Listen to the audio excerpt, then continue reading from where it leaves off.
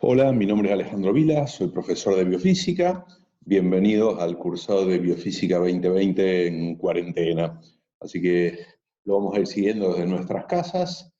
Y hoy, en la clase inaugural del curso, les voy a contar qué es la biofísica, qué no es la biofísica y qué son las cosas que vamos a tratar de ver de una manera inusual en este cuatrimestre, pero para que todos aprovechemos lo más posible. Acá en esta primera diapo lo que vemos son distintas imágenes de temas y preguntas que nos vamos a ir haciendo a lo largo del año, que algunos de ustedes podrán reconocer porque tienen que ver con cosas que han visto en química biológica, en biología y demás, pero vamos a tratar de ver de una manera distinta. Y ahora siempre empiezo la clase con este cuadro, una obra maestra de Rembrandt, que se llama La lección de anatomía del doctor Nicholas Tulp. Normalmente en clase les pregunto a todos si la conocen. Cada vez va pasando el tiempo y cada vez menos gente la conoce, pero bueno.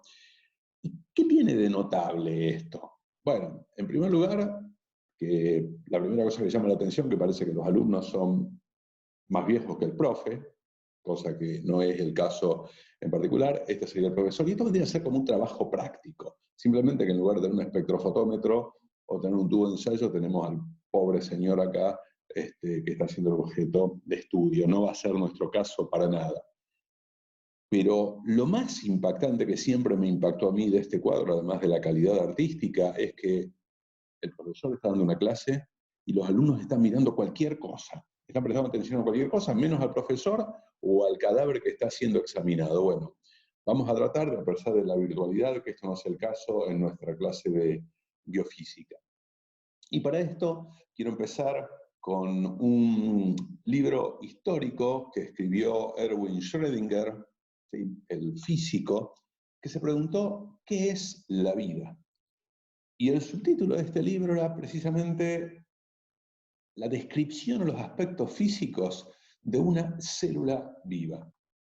Entonces esto nos permite entrar a una primera definición de biofísica que me va a permitir leer. La biofísica es una ciencia que aplica las leyes de la física para poder describir los sistemas biológicos, siendo el objetivo final comprender de qué manera la estructura y dinámica de las moléculas, sus interacciones en el contexto celular, dan origen a una característica observable de ese sistema biológico, que lo conocemos en biología como fenotipo. Los objetos de estudio, por lo tanto, pueden ser muy variables, porque podemos ir desde las moléculas, las células, los organismos o ecosistemas complejos, que estarán integrados en lo que se van a llamar System Biology o biología de sistema. Está claro también que los métodos de estudios, el tipo de pregunta y la complejidad que van a tener las preguntas y la manera de resolverlos, va a depender de los sistemas que tomemos. En el caso de las moléculas, podemos hacernos preguntas que van a ir a nivel atómico. En el caso de las células, podemos ir al lugar de compartimientos y también podemos hacernos preguntas a nivel molecular e inclusive hoy se pueden hacer preguntas que vayan con resolución atómica dentro de la célula. No va a ser lo mismo si estamos yendo a organismos o ecosistemas complejos, pero en el día de hoy, en el 2020, es muy probable que esta clase, la introducción de esta clase, dentro de 30, 40 años, no la voy a estar dando yo por supuesto, va a ser completamente distinta. Una definición en estilo Twitter, con el viejo estilo Twitter que tenía pocos caracteres, biofísica UNR, podemos decir que la biofísica es el arte de ponerle números a la biología. Ahora, así suena bastante fría, bastante antipática poner números y biología. También les voy a definir qué no es para nosotros la biofísica, o por lo menos la biofísica tal cual la damos nosotros en el contexto de la carrera de licenciatura en biotecnología. La biofísica no es física para biólogos o métodos físicos aplicados a la biología. Si bien a lo largo del transcurso del cuatrimestre vamos a ver un montón de metodologías, espectroscopías, técnicas distintas, esto no es una sumatoria de ellos, sino que vamos a ver primero con la mayor rigurosidad posible cuáles son estas técnicas y cómo podemos integrarlas. Entonces, pasando de la negación a la afirmación, vamos a decir que la biofísica es una ciencia moderna, interdisciplinaria, que tiene nuevos enfoques, que permite comprender la complejidad de biología. Pero la biofísica, como cada una de las disciplinas, requiere su propio idioma. Ahora, tiene dos partes, bio y física. Al ser interdisciplinaria, tiene la necesidad de traducir entre distintos idiomas. Tener que traducir distintos idiomas a veces da lugar a malas interpretaciones o a simplificaciones cuando pasamos de matemática, física, biología. Y acá hay un viejo cartoon de una broma entre los científicos, de que si queremos separar las distintas ciencias en función del grado de pureza, vamos a empezar, tenemos primero los sociólogos, que son mirados desde arriba por los psicólogos diciendo la sociología es solamente psicología aplicada. Luego están los biólogos, que miran a los psicólogos con un cierto desdén y dicen la psicología no es más que la biología aplicada. Luego están los químicos mirando de nuevo hacia abajo diciendo la biología es solo química aplicada. Y los físicos que dicen, en definitiva, la química es física aplicada. Qué bueno estar arriba de todos. Y muy, muy lejos están ahí los matemáticos. ¡Ey! ¿Quiénes están ahí? Para ir a una cosa muy trivial y conocida la mayoría de ustedes, si tenemos acá estos personajes que todos conocerán, los campos de la ciencia ordenados de manera de pureza, vamos a tener primero los físicos teóricos, los físicos aplicados, los neurobiólogos, los microbiólogos y finalmente los ingenieros. Esto obviamente no es así, porque se necesita la integración de todas y cada una de las disciplinas, cada uno con su lenguaje, cada uno de sus enfoques, para resolver los problemas complejos. Y uno de los desafíos de la biofísica es precisamente ese tipo de integración. El paradigma de la biofísica molecular moderna es decir, y el enunciado es que un sistema biológico no es la mera suma de sus componentes moleculares, sino su integración funcional. Para eso nosotros tenemos que tener distintas escalas de medida, distintas estructuras, distintas dinámicas, las interacciones, e inclusive un rango muy grande de escalas de tiempo, que pueden ir de los años o siglos inclusive hasta los femtosegundos. Cada fenómeno bioquímico, biológico, tiene su escala de tiempo. Si queremos hacer historia, dos de los biofísicos históricos que pueden catalogarse de esa manera, aunque ellos no se hayan enterado y no se van a enterar ahora, fueron, por ejemplo, Heráclito, que fue uno de los primeros filósofos físicos porque acuñó teorías mecanicistas de los procesos vitales, que de eso tratan muchas de las cosas que queremos hacer, explicar la vida a través de un mecanismo. Epicuro, aproximadamente en 300 años antes de Cristo, formuló la teoría atomista y que permitía enunciar que los organismos vivos siguen las mismas leyes que los objetos inanimados. ¿Qué quiere decir? A través de los principios de la física y de la química podemos describir lo que pasa en el fosfato de calcio, en una proteína, en una célula eucariota o en un organismo.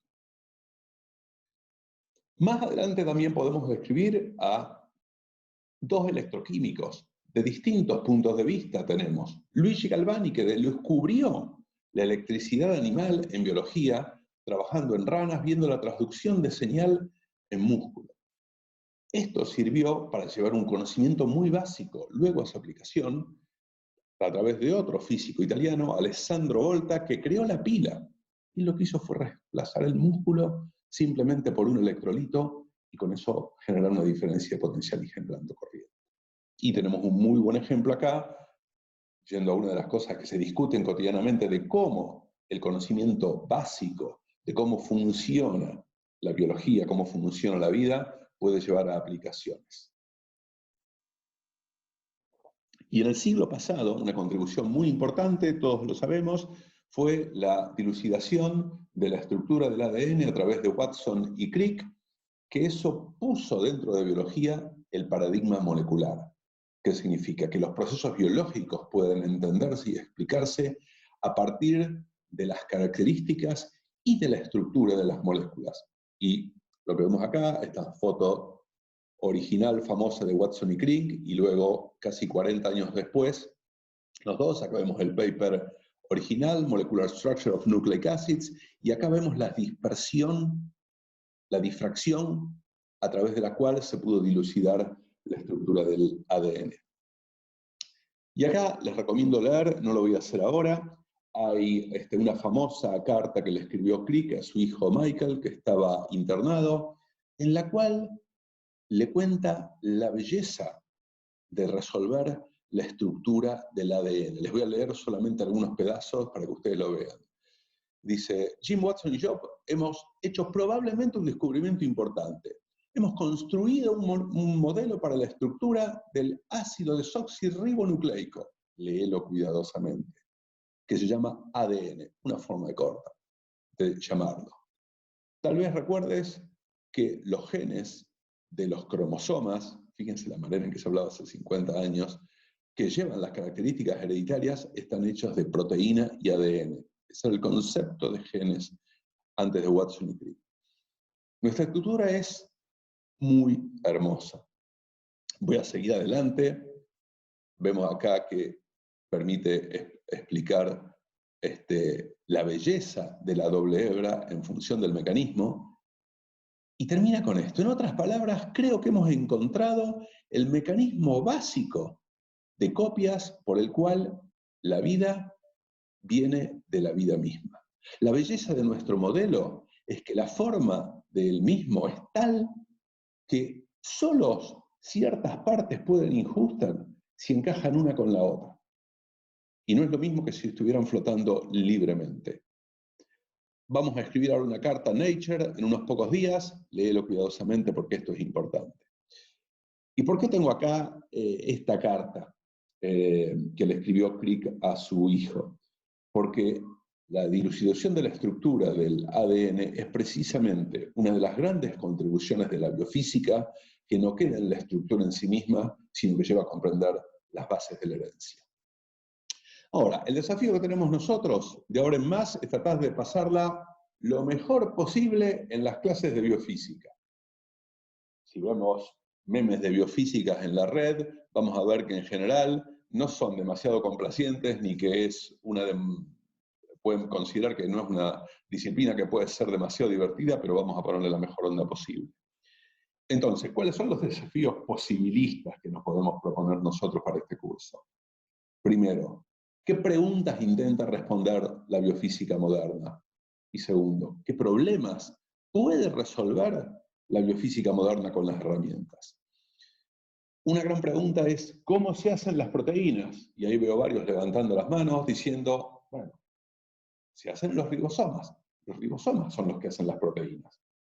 Esto no es del todo correcto, en verdad, si nos ponemos en puristas biofísicos y también bioquímicos, los ribosomas lo que hacen son cadenas polipeptídicas que luego se van a plegar para dar lugar a las proteínas cuando tengan su estructura tridimensional correcta. Y aquí dispara una pregunta muy grande.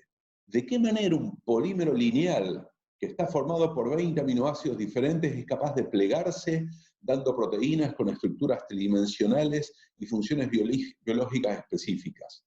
Vamos a reformular ¿de qué manera? La pregunta, ¿de qué manera una cadena lineal hecha con 20 letras, sabemos que el alfabeto de las proteínas es de 20 letras, se pliega, da lugar a esta estructura que va a tener una función específica en un determinado contexto celular?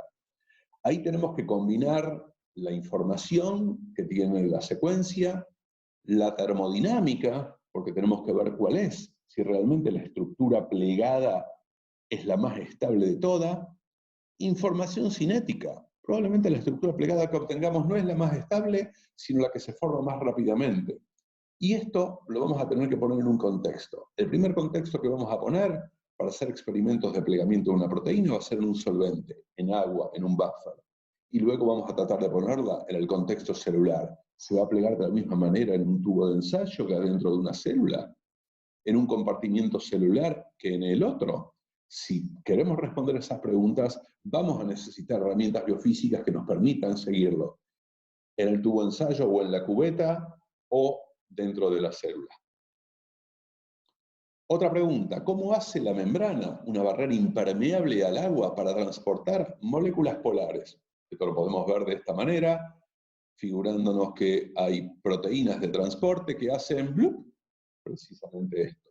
Una forma un poco más científica es describir de qué manera distintos canales, porinas, insertadas dentro de la membrana, tienen lugar, permiten que estas moléculas se transporten de adentro hacia afuera de una manera completamente dinámica.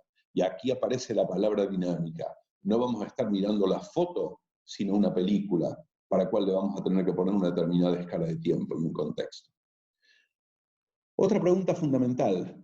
Todos sabemos que los factores de transcripción van a reconocer una determinada frecuencia de ADN. Ahora, ¿de qué manera un factor de transcripción, esa proteína, es capaz de encontrar ese pedazo, esa secuencia de ADN? Es como buscar una aguja en un pajar.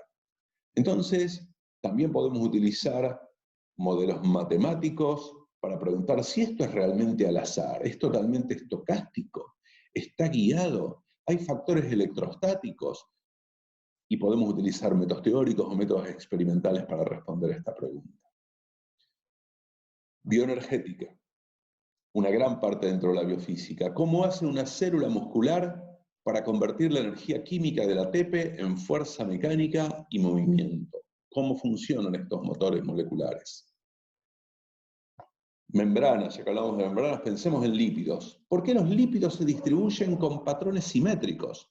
Y acá lo que vemos son distintas pequeñas micelas, estructuras lipídicas que han sido utilizadas con distintos colorantes. Les recomiendo ver el sitio Science in Your Eyes, hecho por un amigo biofísico cordobés, Luis Bagatoli, que precisamente muestra que los lípidos tienen patrones simétricos.